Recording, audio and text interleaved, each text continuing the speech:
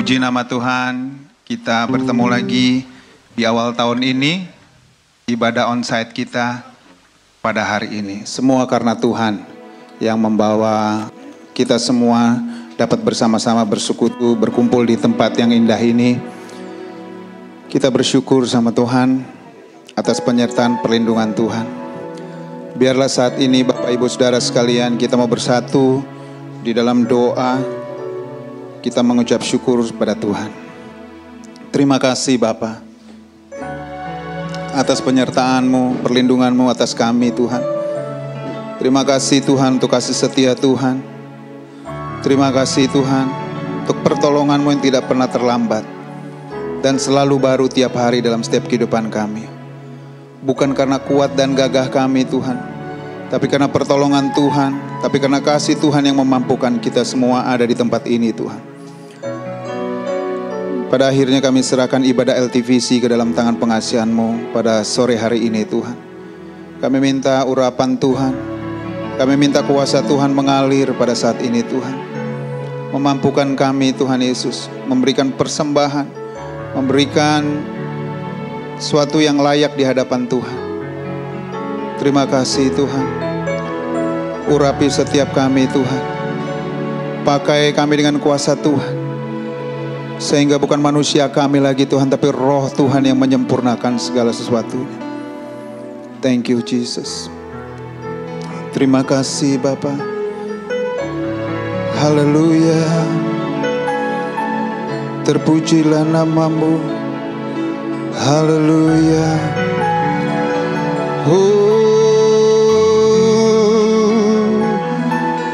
Kami memuji-Mu, kami menyembah-Mu Tuhan. Haleluya. Kami muliakan, kami agungkan Tuhan. Engkau yang layak, Engkau yang layak dipuji. Haleluya.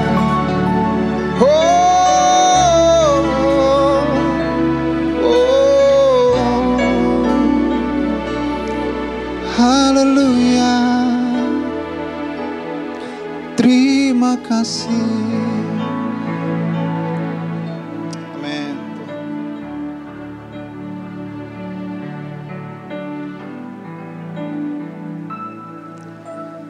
Bukan dengan kekuatanku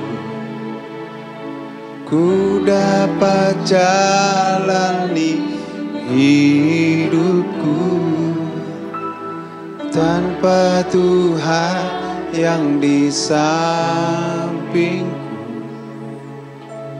ku tak mampu sendiri. Engkaulah. Amin Bapa. Yang menopangku, ku pandang wajah-Mu dan berseru, pertolonganku datang dari-Mu. Peganglah tanganku, jangan lepaskan, Kaulah harapan dalam hidupku.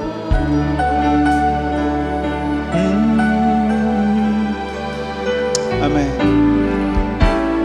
Bukan dengan ku dapat jalani tanpa Tuhan yang di sampingku, ku tak mampu sendiri. Engkaulah kuatku. Amin Bapa. Yang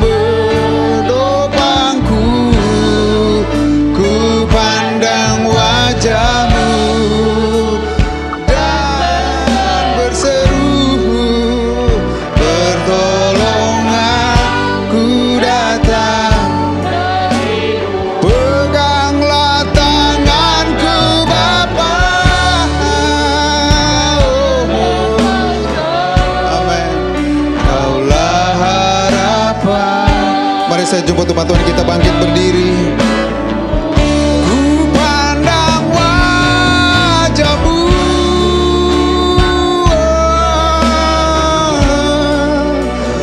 pertolongan-Ku datang. Peganglah tangan-Ku Bapa. Amin Tuhan. Dan waktu selanjutnya yang dikasih hamba-Nya Bapak Pendeta Darmaji.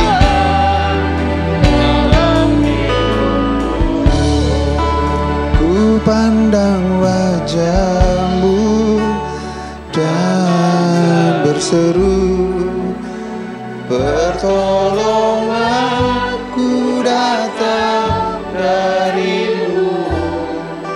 Peganglah tanganku, jangan lepaskan. Kaulah harapan dalam hidupku. Kaulah harapan dalam hidupku. Bapa di surga, benar, Engkaulah harapan kami. Karena kami percaya firman-Mu ya dan amin. Orang yang berharap pada Tuhan tidak akan dikecewakan. Sekarang tiba saatnya kami merenungkan firman Tuhan.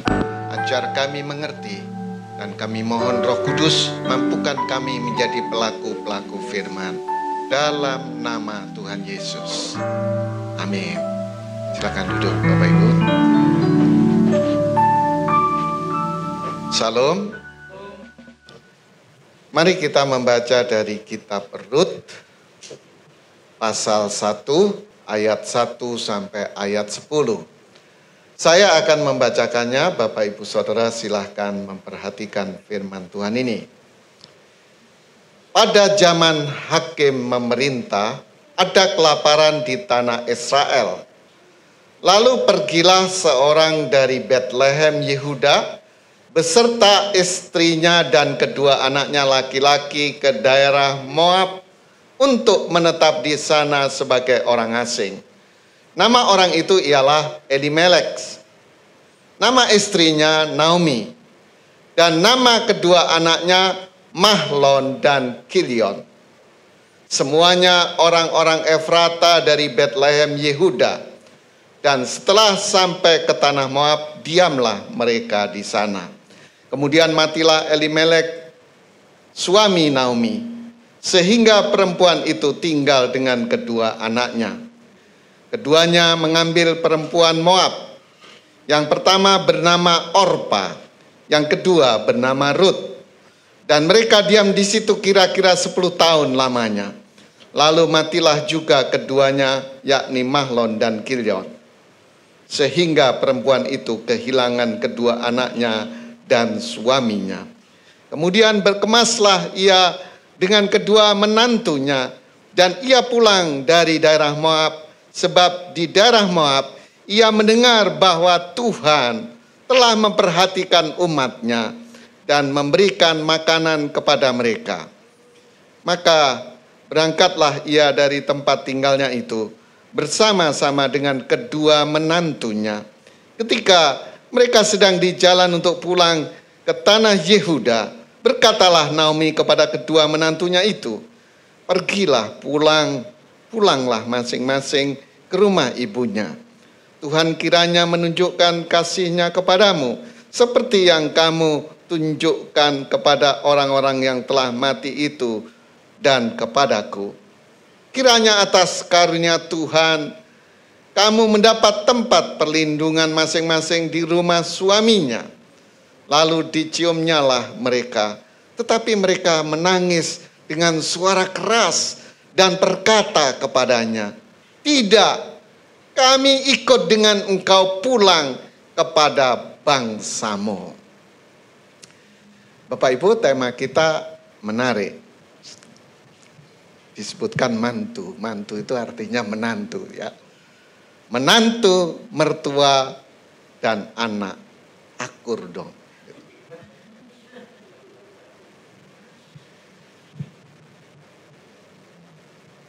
Saudara, Saya melihat kata akur dalam Kamus Besar Bahasa Indonesia itu artinya mufakat. Jadi menantu, mertua, dan anak mufakat. Setuju, seia sekata, bersatu hati. Nah, ini dalam Kamus Besar Bahasa Indonesia. Ya. Tapi intinya dari definisi itu, Bapak Ibu, inti daripada akur itu adalah hidup rukun. Indah sekali. Ya. Hidup rukun itu hidup tanpa pertengkaran. Apa bisa? Bisa. Saya kalau melihat orang bertengkar, Bapak Ibu, heran gitu. Terutama kalau suami istri bertengkar. Kenapa dia nikah kalau bertengkar? Gitu. Bukankah nikah itu karena kehendak Tuhan? Kenapa orang menjalankan kehendak Tuhan kok akhirnya bertengkar? Gitu. Lebih heran lagi kalau ada menantu berantem dengan mertua. Itu kurang ajar banget itu. Bapak Ibu coba renungkan. Misalnya saya punya anak perempuan. Dikandung 9 bulan oleh ibunya. Waktu melahirkan itu bahasa Jawanya itu toh nyowo. Taruhan nyawa. Ibunya rela. Taruhan nyawa demi lahir anak itu. Nah setelah lahir saudara. Dia tidak bisa apa-apa. Harus disusui, dimandikan. Dia kencing, dia berak, dia rawat. Waktu mulai gede dia waktu menyusu ke ibunya. Dia sudah tumbuh gigi, dia gigit-gigit itu. Ibunya menjerit kesakitan. Dia mulai merangkak, coret-coret tembok. Papanya bingung, temboknya dibuat bersih-bersih jadi berantakan seperti ini. Tapi anak itu tidak dijewer, diangkat dan dibanting. Dia tetap disayang. Bahkan papanya ketika berangkat kerja, dia pulang sudah sore, capek. Lihat anaknya, seger lagi dia. Anak-anak itu anugerah. Dia mulai sekolah, dibiayai. Di sekolah yang paling baik, biayanya mahal. Kadang-kadang orang tua mengantar, menjemputnya. Akhirnya dia sekolah terus jadi sarjana, kerja. Tahu-tahu nikah, yang ambil itu tidak menghormati orang tuanya. Betapa jahatnya menantu seperti itu. Anak yang sejak kecil dikandung, dirawat seperti itu, mau ketemu orang tuanya saja dilarang oleh suaminya atau oleh istrinya. Betapa jahatnya menantu semacam itu. Ngeri sekali. Padahal saya juga punya menantu Bapak Ibu. Tidak pernah berharap anak saya kasih duit sama saya. Walaupun semua dikorbankan untuk anak-anak. Dan akhirnya boleh nikah diambil oleh menantu. Kita tidak berharap dibelikan sesuatu. Kita berharap anak saya dan menantu saya hidup rukun. Kita sudah senang. Makanya tema ini sangat menarik Bapak Ibu. Nah, berdasarkan kitab Rut pasal 1 ayat 1 sampai 10 yang saya baca tadi, di situ ada 5 hal yang membuat menantu, mertua, dan anak bisa akur, bisa rukun. Kita akan perhatikan satu persatu. Yang pertama ayat 1 dan 2. Bapak Ibu perhatikan pada zaman para hakim memerintah ada kelaparan di tanah Israel. Lalu pergilah seorang dari Bethlehem Yehuda beserta istrinya dan kedua anaknya laki-laki ke daerah Moab untuk menetap di sana sebagai orang asing. Nama orang itu ialah Elimelek. Nama istrinya Naomi. Dan nama kedua anaknya Mahlon dan Kilion. Semuanya orang-orang Efrata dari Bethlehem Yehuda. Dan setelah sampai ke daerah Moab, diamlah mereka di sana. Sangat jelas narasinya. Sangat jelas sekali. Bapak Ibu, orang-orang ini berasal dari Efrata. Bapak Ibu disebutkan Efrata itu disebut Bethlehem Yehuda. Jadi Kelapa Gading itu Jakarta, Indonesia. Bapak Ibu tahu Yehuda siapa? Yehuda anak Yakub. Siapa Yakub? Siapa Yakub? Saudara, Yakub itu anak Ishak. Berarti Yehuda cucunya Ishak. Siapa Ishak itu? Ishak anak Abraham. Berarti Yehuda cicitnya Abraham. Siapa Abraham? Abraham dikenal sebagai orang beriman. Bagaimana iman Abraham? Abraham dengar firman, lalu dia mentaati firman itu. Itu orang beriman. Sehingga anak cucunya sampai cicitnya, itu keluarga orang beriman. Gitu. Makanya kalau mertua, menantu, anak-anak mau hidup rukun, sepakat, kompak, tidak berantem, memang harus hidup sebagai keluarga beriman. Yang selalu dengar firman dan selalu taat firman itu. Yang mengerikan dalam gereja Bapak Ibu, banyak orang sudah dengar firman. Mungkin dia juga baca firman, mungkin dia punya kegiatan grup baca firman sampai tamat, tiap hari mungkin. Tetapi problemnya itu semua sebenarnya sudah bagus. Baca firman bagus, dengan firman juga baik. Mengerti firman lebih baik lagi. Tapi yang Tuhan mau bukan hanya itu. Kita harus menjadi pelaku-pelaku firman. Yakobus pernah menulis, saudara, bahwa iman tanpa perbuatan pada hakikatnya adalah mati. Jadi kalau kita ngaku punya iman karena sudah dengar firman, sudah baca firman, sudah ngerti firman, tanpa dilakukan, itu mati. Jadi kalau firman Tuhan katakan, hei suami kasihlah istrimu seperti Kristus mengasihi jemaat. Jadi kalau ada suami kasar terhadap istri, imannya mati. Anak-anak hormatilah ayahmu dan ibumu, itulah yang baik di hadapan Tuhan. Supaya baik keadaanmu dan panjang umurmu di bumi. Itu kata firman. Jadi kalau firman Tuhan katakan anak-anak harus menghormati ayah dan ibu, dan ternyata anak-anak ini memberontak sama ayah ibunya, itu tidak punya iman.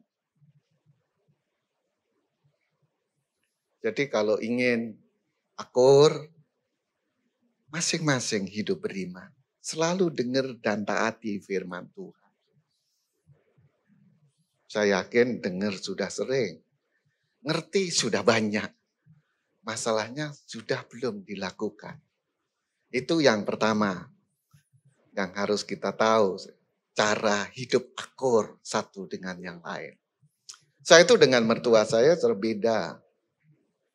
Tapi saya hormat sama dia karena saya ambil anaknya gratis. Jadi istri saya. Dia sekolahkan dari kecil sampai sarjana, sampai kerja. Akhirnya dikasih saya. Bagaimana mungkin saya tidak hormat sama dia walaupun beda. Ada kesukaan mertua saya nggak suka. Mertua saya itu suka kepiting. Saya sama sekali tidak suka. Kenapa? Mertua saya itu orang Surabaya. Daerah pantai. Tentu banyak nelayan, banyak pasar ikan. Otomatis suka kepiting. Saya orang Malang, orang gunung. Jauh dari pantai. Sukanya tahu tempe. Beda seleranya gitu. Tapi walaupun seleranya beda, hanya kepiting saja dibandingkan anaknya berapa sih gitu. Masa gara-gara kepiting menantu dengan mertua berantem? Enggak. Jadi kalau mertua saya datang minta kepiting, saya belikan aja. Saya tidak doyan, tapi istri saya telaten. Sabar. Jadi kalau makan kepiting itu saya dikupaskan. Terus saya dikasih. Didulang, dicucu gini. Saya nggak suka. Tapi karena sering, lama-lama suka juga. Jadi jangan gara-gara kepiting mertua dengan mantu berantem. Nah, karena saya menghormati mertua saya, Bapak Ibu, maka setiap saya ulang tahun selalu ditelepon. Orang tua saya, saudara mertua saya itu mengucapkan selamat ulang tahun, lalu mendoakan saya. Tidak jarang dia kirim hadiah. Sampai pernah dia kirim itu meja belajar saya itu dibeli dari Jepara, Bapak Ibu. Dikirim paket ke Jakarta. Karena apa? Karena menantunya menghormati mertua. Coba seandainya saya melawan mertua terus. Pasti kalau mertua saya ingat ulang tahun, dia bilang saya doain umurnya berkurang biar cepat mati. Mungkin nggak dikirim hadiah tapi dikirim bom. Ya. Makanya kalau kita saling menghormati Bapak Ibu, hidup rukun, Tuhan itu berjanji, kesanalah Tuhan memerintahkan berkat. Kehidupan sampai selama-lamanya. Coba Bapak Ibu, misalnya saya suka berantem sama istri. Tapi di mimbar, saudara lihat, wah ini pendeta ini benar, bagus khotbahnya. Terus saudara suatu saat ngomong sama saya, ini contoh. Pak, saya boleh nggak ke rumah? Oh boleh, tapi telepon dulu saya supaya saya ada di rumah. Ya. Terus Bapak Ibu mau ke rumah saya, telepon.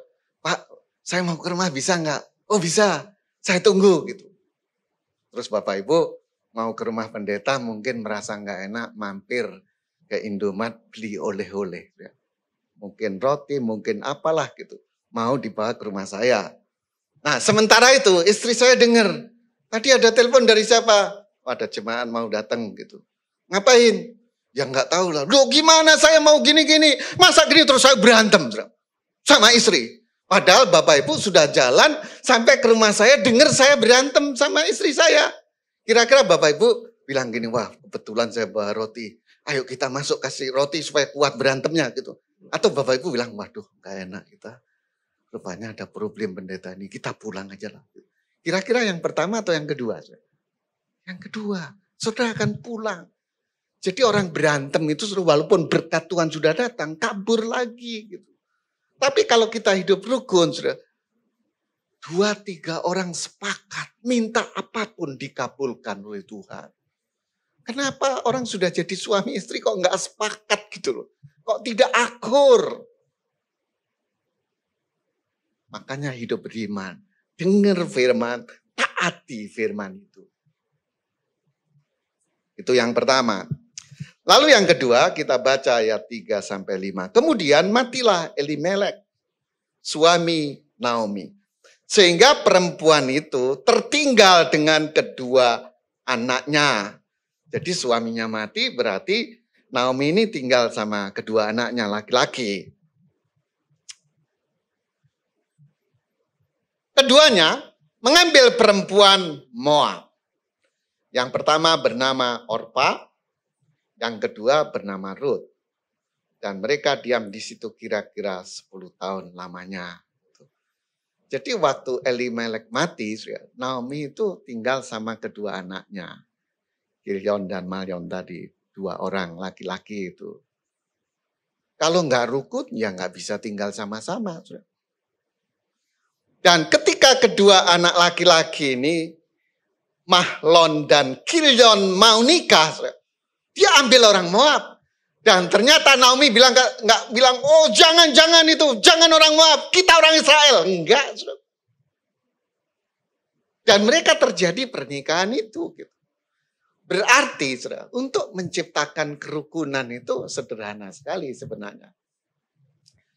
Orang beriman itu, saudara, orang tua dan anak itu saling menghargai satu dengan yang lain. Anak menghargai orang tua sebagai janda, dia mau tinggal di situ. Orang tua menghargai anak-anaknya yang memilih istri sesuai dengan apa yang mereka cintai. Tidak menentang-nentang. Saya praktek Bapak Ibu, anak-anak saya milih jodoh sendiri, bukan saya yang memilihkan. Tapi anak-anak terbuka, sehingga saya doakan ajak ke sini biar Bapak bisa ngomong. Kalau anak yang dicinta itu datang, ya saya dengerin apa kerinduannya, bukan saya nyetir gini gitu. Saya bilang orang bercinta itu tandanya sudah dewasa. Orang dewasa itu bisa mengatasi masalah apapun yang dihadapi. Apalagi orang beriman. Walaupun ada masalah yang besar, ada Tuhan yang jauh lebih besar. Tuhan pasti buka jalan. Jadi menantu saya, saudara, ada 3. Semuanya dipilih anak saya, nggak ada yang saya pilih. Karena saya menghargai mereka. Anak-anak juga menghargai saya seperti yang terjadi dalam kisah Naomi dan keluarganya itu. Bapak Ibu, kenapa orang Israel yang dianggap eksklusif kok boleh nikah dengan anak-anak Moab? Ternyata Bapak Ibu, Moab itu anak Lot. Anak Lot. Memang di Alkitab kisah Lot ini diceritakan ada yang buruk, ada yang baik. Normal lah. Tapi saya sering mendengar pendeta cenderung jelek-jelekin Lot. Padahal Alkitab bicara yang jelek, bicara yang baik.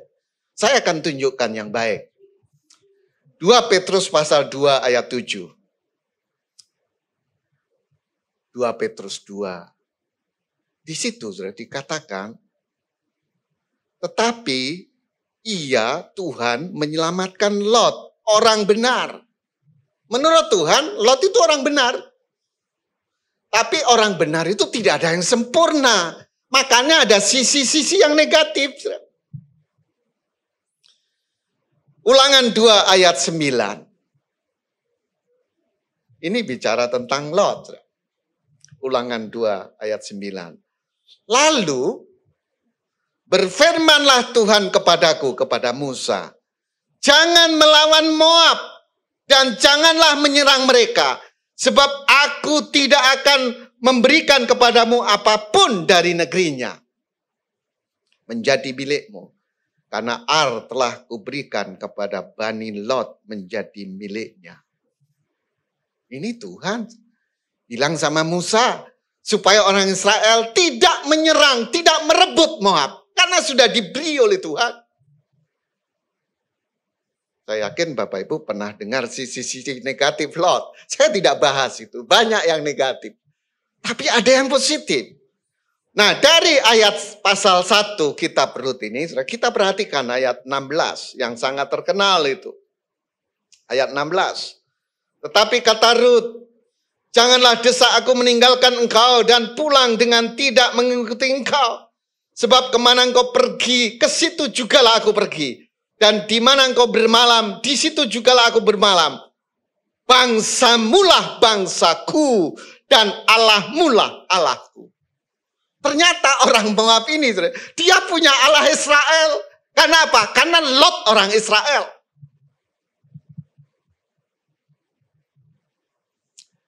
Saya kadang-kadang heran, orang karismatik mengkritik orang Protestan. Katanya orang Protestan nggak punya roh. Orang Protestan mengkritik karismatik, katanya kerasukan roh. Serba salah semuanya. Kenapa anak-anak Tuhan saling mengkritik? Kenapa nggak saling mendoakan? Kenapa anak-anak Tuhan sudah mengalami kebaikan Tuhan yang dilihat kok kejelekan orang lain? Naomi melihat anak-anak Moab sebagai anak-anak keturunan orang beriman. Makanya ketika anak-anaknya jatuh cinta ya dia nurut aja. Dia menghargai saja. Dia menghormati keputusan anaknya. Maka rukunlah antara orang tua, anak, dan menantu. Kalau misalnya orang tua melarang, menantunya pasti sakit hati. Kalau terjadi nikah, dia dendam terhadap mertua. Dan dendam itu sulit dipadamkan. Akhirnya ada permusuhan abadi antara mertua dan menantu. Ngeri. Ngakunya orang beriman, tapi hidup dalam permusuhan. Karena tidak saling menghargai, tetapi saling melukai hati. Ngeri. Jadi Bapak Ibu, untuk menciptakan keakuran, kekompakan, kerukunan. Keluarga kita harus hidup beriman, yang selalu dengar firman dan mentaati. Lalu saling menghormati satu dengan yang lain. Anak-anak kita bukan cucunya Tuhan, dia juga anak Tuhan. Menantu kita juga bukan anak tirinya Tuhan, dia juga anak Tuhan seperti kita. Lebih bijak mendoakan mereka daripada ngomelin, mengata-ngatain atau sakit hati. Karena Tuhan berjanji doa orang benar bila yakin didoakan sangat besar kuasanya. Itu yang kedua. Lalu yang ketiga, kalau kita lihat ayat 6 dan ayat 7, Bapak Ibu, itu menarik sekali. Coba kita lihat ayat 6 dan ayat 7. Kemudian berkemaslah ia, Naomi, dengan kedua menantunya. Kalau mereka berantem, pasti menantunya nggak mau ikut. Mereka rukun, kompak, akur. Dan ia pulang dari daerah Moab sebab daerah Moab ia mendengar, di daerah Moab ia mendengar bahwa Tuhan telah memperhatikan umatnya dan memberikan makanan kepada mereka. Jadi Naomi dengar, saudara, di Israel Efrata tadi, Tuhan memberi makanan. Padahal mereka dulu pergi karena krisis makanan. Dan waktu Naomi dengar, anak menantunya dengar juga. Makanya ketika Naomi mau pulang, ikut. Kalau mereka berantem, nggak mau ikut. Udah pulang aja. Aku bukan orang Israel, aku orang Moab. Mereka akur. Jadi intinya Bapak Ibu, mertua dan menantu percaya bahwa Tuhan itu memperhatikan umatnya. Saya yakin kalau kita percaya bahwa orang tua diperhatikan Tuhan, menantu juga diperhatikan Tuhan, maka itu akan bisa akur gitu. Saya percaya menantu saya diperhatikan Tuhan. Menantu percaya saya diperhatikan Tuhan. Kalau dua-duanya diperhatikan Tuhan dan kita semua percaya, di mana ada pertengkaran? Tidak ada. Kecuali kita berpikir dia dikutuk oleh Tuhan. Karena kita jahat, dia tidak menghormati. Maka akhirnya orang tua tidak percaya dia diperhatikan Tuhan, dikutuk Tuhan. Enggak ada keakuran. Tapi kalau saling percaya, oh dia diperhatikan Tuhan. Dia dikasihi Tuhan. Bukan kebetulan kalau dia jadi mantu saya. Bukan kebetulan kalau dia jadi mertua saya.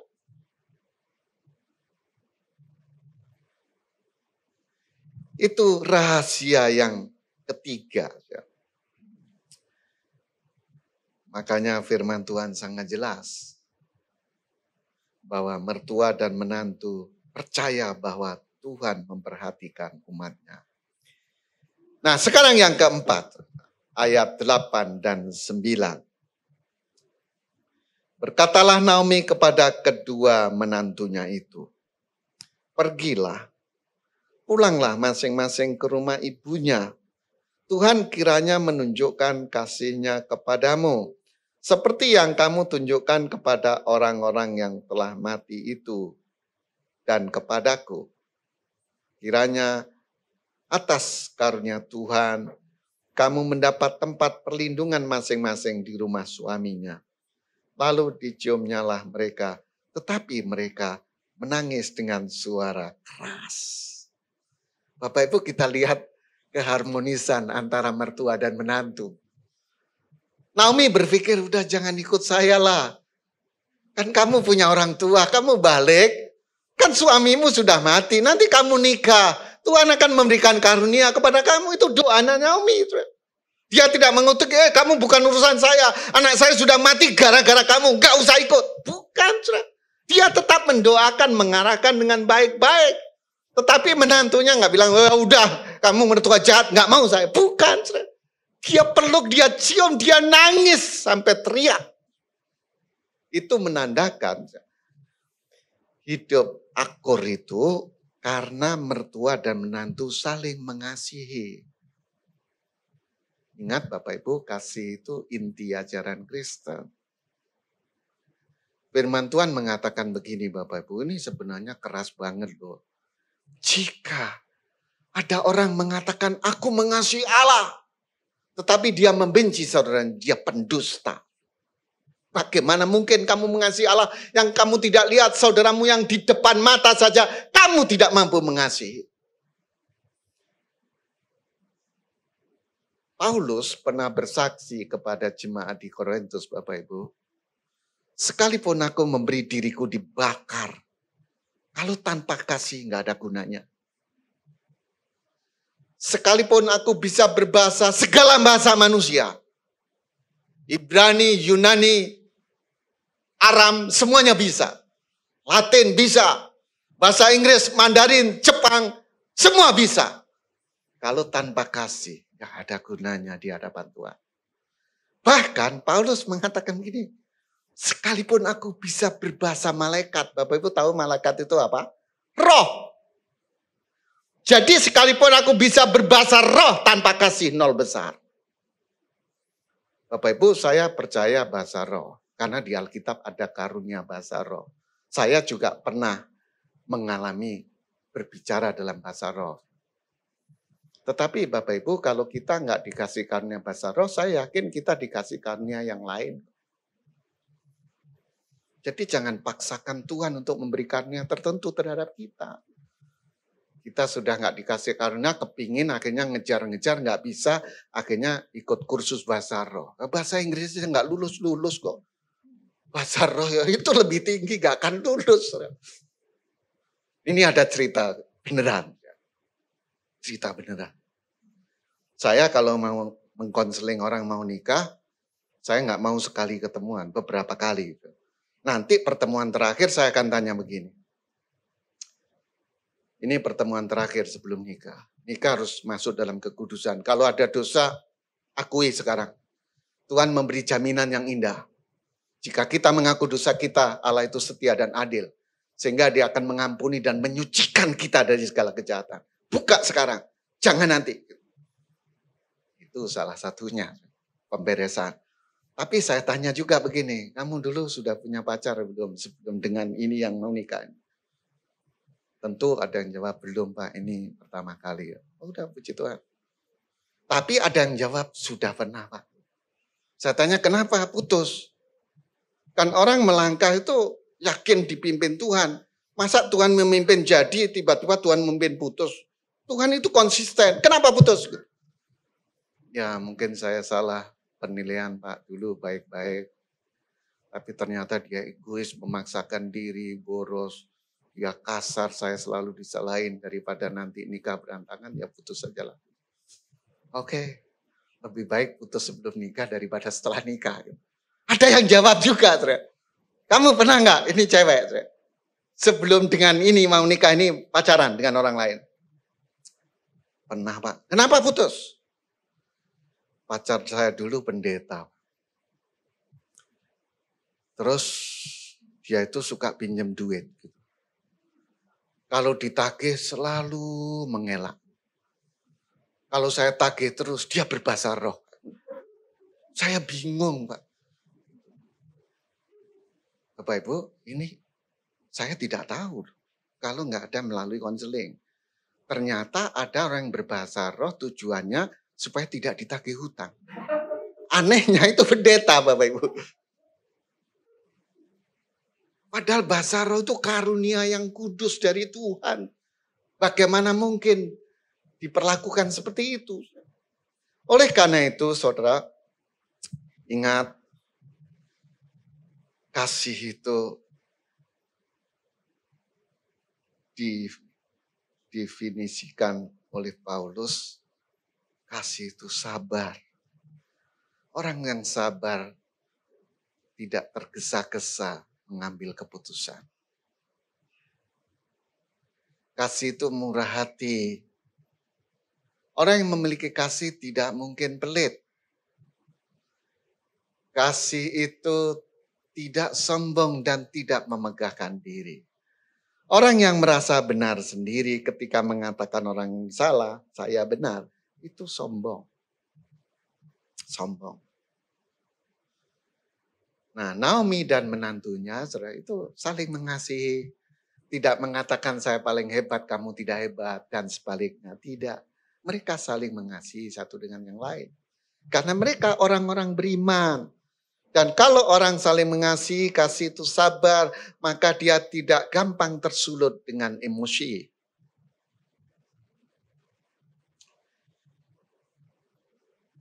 Dia mencium, dia menangis dengan suara yang keras. Nah, sekarang yang terakhir, ayat 10. Bagaimana mertua dengan menantu bisa akur? Dan berkata kepadanya, tidak, kata menantunya itu. Kami ikut engkau pulang ke bangsamu. Bapak Ibu, intinya menantu ini percaya sama mertua. Saya yakin kalau menantu percaya sama mertua, mertua juga merasa dihargai, maka mertua akan menyayangi menantunya. Sehingga tidak akan konflik. Menantu percaya sama mertua.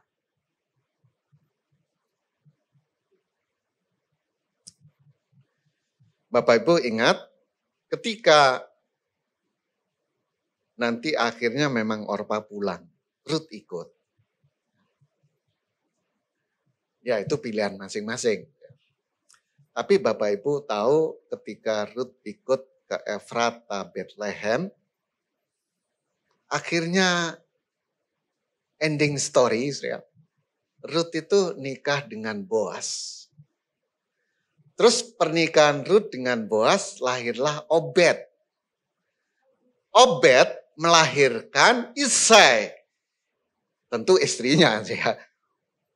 Isai itu laki-laki, istrinya melahirkan Daud. Makanya pada zaman Elimelek, Naomi, Mahlon, Kilion, Ruth dan Orpa itu berjalan terus. Sehingga Bethlehem itu yang disebut Efrata menjadi kota Daud. Dan nanti ketika orang Majus ketemu Herodes, dia cari di mana raja yang baru itu dilahirkan. Di Bethlehem. Itu dari nubuatan Mika. Bethlehem, kota Daud. Kenapa? Di sanalah Yesus dilahirkan. Jadi Bapak Ibu, kita nggak bisa akur kalau kita nggak kenal ending story. Jadi ending story dari kisah ini itu kepada Yesus.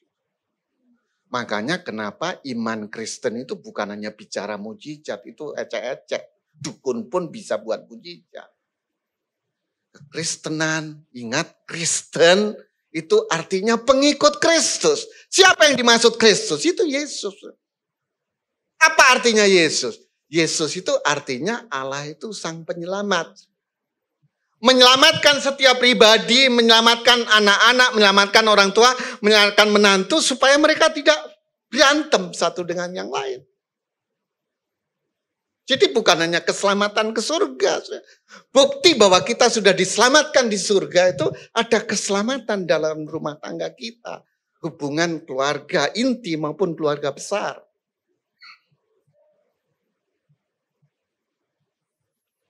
Bapak Ibu saya beritahu ini kasus yang sedang saya hadapi supaya Bapak Ibu tahu. Ada istri pendeta datang ke rumah saya padahal 2 tahun lalu sudah datang.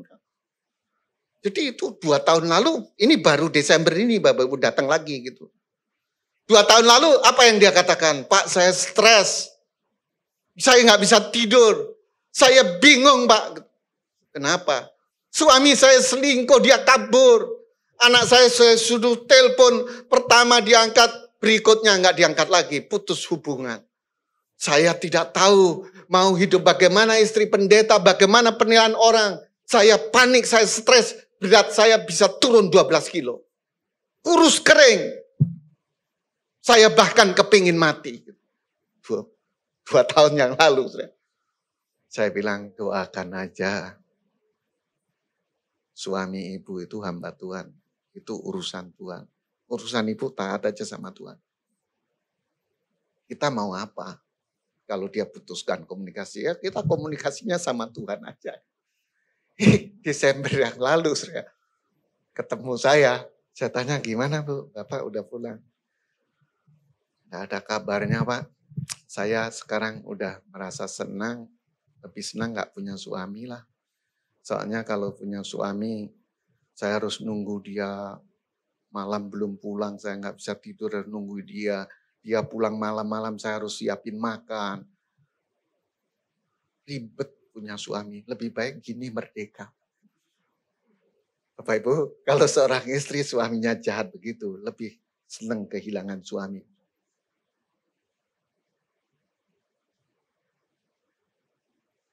Jangan jahat. Orang nggak sadar kalau jahat. Ingat, kita ini anak Tuhan loh. Sedangkan si jahat itu anak iblis. Jadi walaupun kita nggak dukun, nggak pergi ke dukun, nggak punya jimat, nggak meramal, nggak pergi ke kuburan ngirim kembang sama orang mati. Kalau kita jahat, kita memberi tempat kepada iblis. Padahal anak Tuhan itu saudara sudah dikuduskan. Memang kata kudus itu saudara kalau bahasa Inggris kan disebut holy gitu. Tapi dalam terjemahan sehari-hari itu disebut clean. Jadi anak-anak Tuhan itu sudah clean, clear.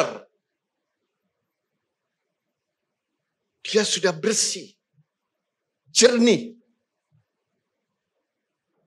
Nah, sedangkan roh-roh jahat itu Bapak disebut unclean spirit.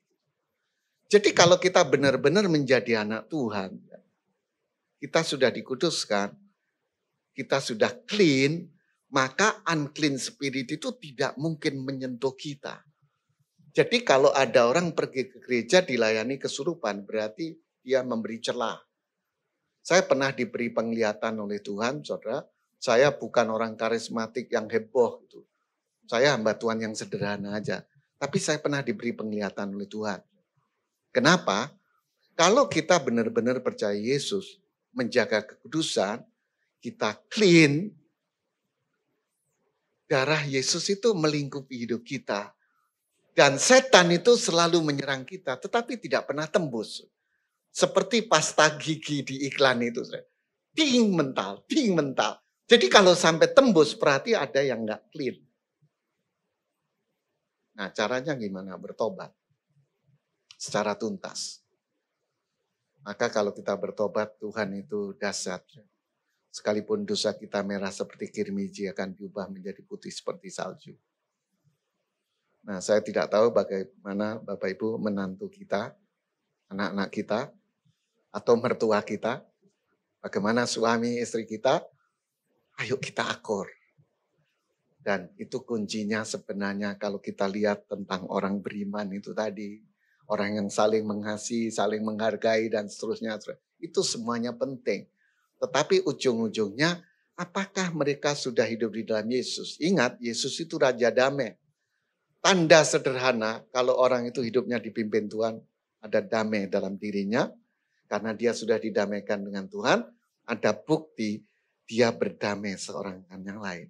Jadi kalau enggak akur, harus bertobat. Mari kita berdoa. Bapak Surgawi, kami bersyukur untuk setiap firman yang kami renungkan. Hamba berdoa untuk Pak Ruslan Wongso, Ibu dan keluarga, serta tim ini. Tuhan berkati supaya gereja ini berkembang menjadi kemuliaan bagi nama Tuhan. Mujizat-mujizat terjadi, banyak orang yang diselamatkan, dipulihkan bagi kemuliaan nama-Mu. Terima kasih Bapa, dialah segala puji, hormat, syukur, kemuliaan hanya kepada Bapa di surga dalam nama Tuhan Yesus. Amin.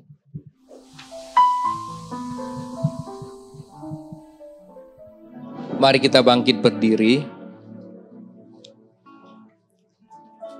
Bapak Ibu yang dikasihi Tuhan, lewat sharing firman Tuhan yang begitu indah, kita bisa melihat bagaimana berkat itu mengalir di satu keluarga, mulai dari satu kehidupan di tanah di mana mereka tinggal, dan mereka kembali ke Bethlehem.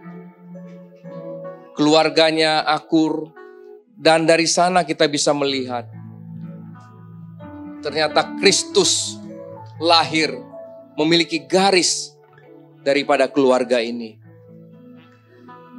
Mari kita ambil waktu sejenak.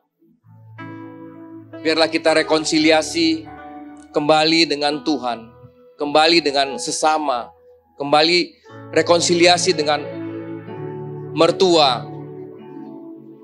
mantu, maupun anak dengan orang tua. Melalui saat ini, sebelum kita melakukan perjamuan kudus, kita datang ke hadapan Tuhan. Kita minta kepada Tuhan. Kita akui semua hal-hal yang tidak berkenan di hadapan Tuhan. Sehingga kekudusan itu terus menyertai kita semua. Pada saat kita melakukan perjamuan kudus, kita terkoneksi dengan Tuhan. Biarlah roh kebenaran yang ada dalam kita semuanya terkoneksi kepada Tuhan. Tidak ada unclean spirit yang menyertai diri kita. Seperti kata firman Tuhan. Terima kasih Tuhan. Terima kasih. Mari kita angkat roti. Sebab apa yang kuteruskan kepadamu telah kuterima dari Tuhan. Yaitu bahwa Tuhan Yesus pada malam waktu ia diserahkan mengambil roti. Dan sesudah itu ia mengucap syukur atasnya. Ia memecah-mecahkannya dan berkata, inilah tubuhku yang diserahkan bagi kamu. Perbuatlah ini menjadi peringatan akan aku. Bukankah roti yang kita pecah-pecahkan ini merupakan persekutuan dengan tubuh Kristus? Amin. Mari kita makan bersama-sama.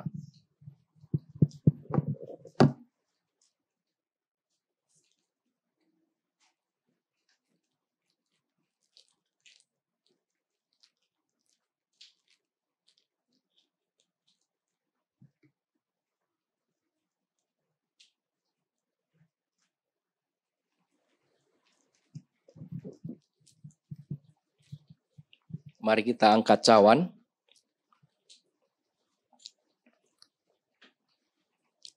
Demikian juga ia mengambil cawan sesudah makan lalu berkata, cawan ini adalah perjanjian baru yang dimeteraikan oleh darahku. Perbuatlah ini setiap kali kamu meminumnya, menjadi peringatan akan aku. Bukankah cawan yang akan kita minum ini merupakan persekutuan dengan darah Yesus? Amin. Mari kita minum sama-sama.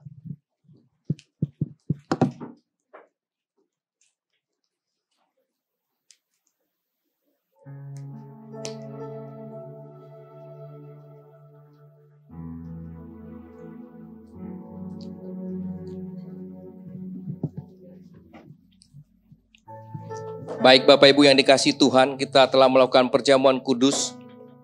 Saatnya kita berdoa bersama-sama. Kita berdoa syafaat bersama-sama. Tuhan, kami bersyukur lewat anugerah-Mu yang begitu besar kami ada di tempat ini. Kami bisa beribadah kepada-Mu Tuhan. Kami berdoa Engkau memberkati Bapak Sudarmaji Said, istri, anak-anak, cucu mantu yang menggembalakan gereja orang beriman Tuhan, yang telah memberikan kami tempat untuk bisa beribadah, untuk memuji menyembah-Mu Tuhan. Satu anugerah yang besar Tuhan. Kiranya Engkau memberkati gereja orang beriman akan lebih besar lagi Tuhan, menjangkau jiwa dimanapun di seluruh Indonesia. Memberkati Yuda maupun adik yang aktif di dalam membantu orang tuanya. Tuhan terima kasih, kami juga berdoa untuk semua sahabat LTVC yang telah melayani, yang telah berkorban waktu, tenaga, dan bahkan keuangan. Tuhan Kau berlipat ganda mengembalikannya semua Tuhan. Kau memberkati keluarga ini. Biarlah keluarga-keluarga di LTVC Tuhan, Engkau jadikan seperti keluarga yang tertuju kepada Kristus, yang akhirnya bisa memberikan banyak berkat yang dinikmati oleh orang lain Tuhan. Terima kasih Tuhan, kami berdoa juga sahabat-sahabat LTVC dimanapun berada. Bagi yang sakit kami percaya di dalam nama Tuhan Yesus Kristus semua sakit penyakit telah disembuhkan. Tuhan berkati Indonesia, berkati pemimpinnya mulai dari Presiden Tuhan, Wakil Presiden, Menteri, Gubernur, Wali Kota, Camat, sampai tingkat kelurahan. Juga anggota legislatif DPR, DPRD, kepolisian, TNI, dan semua jajaran Kau berkati Tuhan. Biarlah Indonesia semakin maju, Indonesia semakin kuat, rakyatnya makin sejahtera.